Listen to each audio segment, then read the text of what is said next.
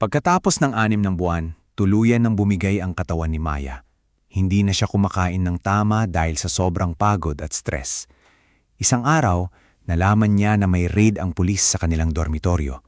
Akala niya ay maliligtas siya, pero nakatakas na si Mr. Tan noon. Ang mga documents niya ay sinunog lahat bago lumisan ang masamang boss. Naiwan si Maya na walang identity at walang pera para makauwi pa.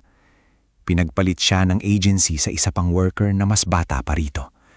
Sa huli, na-deport si Maya pabalik ng Pilipinas nang walang kahit ano. Paglapag sa NAIA, nakita niya ang kanyang nanay na umiiyak sa lungkot.